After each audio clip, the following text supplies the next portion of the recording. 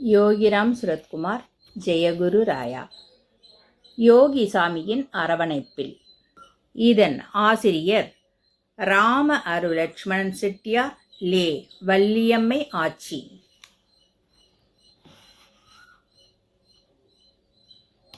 இன்று நாம் பார்க்க இருக்கும் தலைப்பு பரம ஔஷதம்.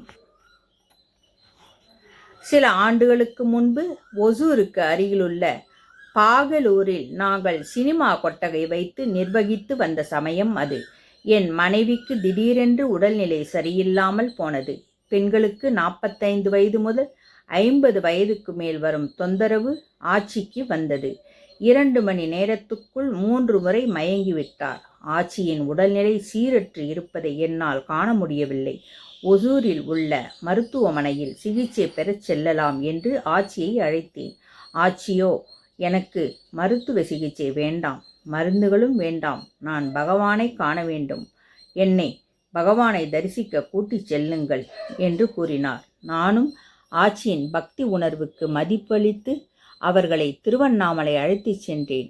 திருவண்ணாமலை வந்தபின் ஆச்சியை அவர்களின் வீட்டில் ஓய்வு எடுக்க சொல்லிவிட்டு நான் பகவானை தரிசிக்க சென்றேன்.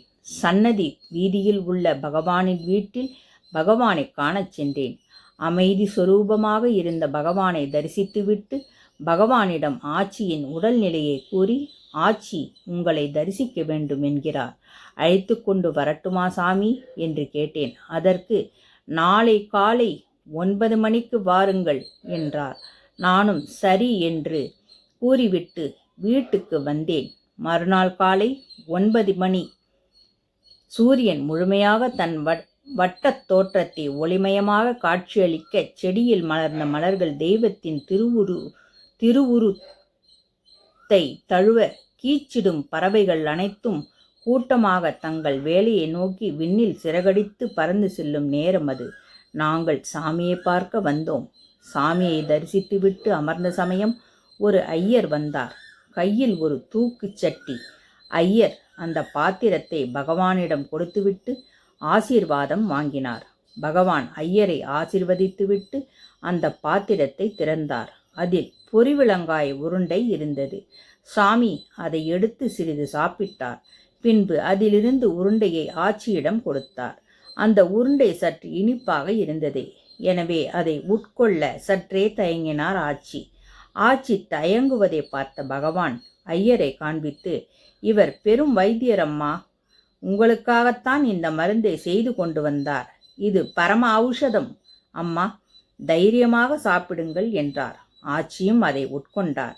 பின் பகவான் என்னிடம், அப்பா உடல் நிலைக்கு எந்த சீர்கேடும் இல்லை என்று கூறுகிறார். இந்த பிச்சைக்காரனுக்கும் அதுதான் தோன்றுகிறது. எனவே பயம் வேண்டாம், உடலுக்கு எந்த தீங்கும் இல்லை என்றார். நான் பகவானிடம், சாமி, ஒரு முறை மெட்ராஸில் உள்ள மருத்துவமனையில் காண்பித்து சிகிச்சை பெறலாம் என்று எனக்கு தோன்றுகிறது சாமி என்று தயக்கமாக கூறினேன். இதை கேட்டதும் பகவான் சிரித்துக்கொண்டே, ஆமாம் ஆமாம், மருத்துவர்கள் நிறைய படித்தவர்கள், நாம் அவர்களை பார்க்கத்தான் வேண்டும் என்றார்.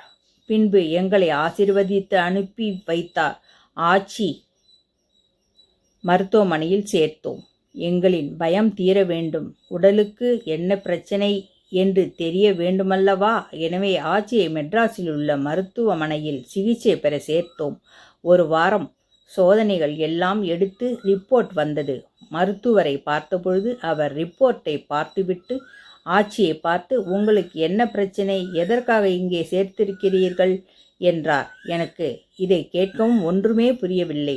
நான் மருத்துவரை பார்த்து, ஏன் இப்படி கேட்கிறீர்கள் என்றேன். அதற்கு அந்த மருத்துவர், இந்த அம்மாவுக்கு ஒன்றுமே இல்லை, பிறகு ஏன் மருத்துவமனையில் வைத்திருக்கிறீர்கள் என்றார். எனக்கு ஆச்சரியம் தாழவில்லை. பகவானின் வார்த்தை ஞாபகம் வந்தது. ஆச்சிக்கு ஒன்றுமில்லை என்று சொன்ன பகவானுக்கு நன்றி கூறிக்கொண்டேன். பகவான் சொன்னது ஒருபோதும் பொய்க்காது என்று தெரிந்ததும் மருத்துவமனைக்கு வந்தோமே என்று என்னை நானே நொந்து கொண்டேன். யோகிராம் சுரத்குமார், ஜெயகுரு ராயா. பகவான் எப்பொழுதும் நம்முடனே இருக்கிறார். நம் உயிர் மூச்சிலும் நம் உயிர் மூச்சிலும் இருக்கிறார். நம் வாழ்விலும் எப்பொழுதும் இணைந்து கொண்டே இருக்கிறார். நாம் எப்பொழுதும் அவர் அரவணைப்பிலேயே இருக்கிறோம். யோகிராம் சுரத்குமார். ஜெயகுரு ராயா.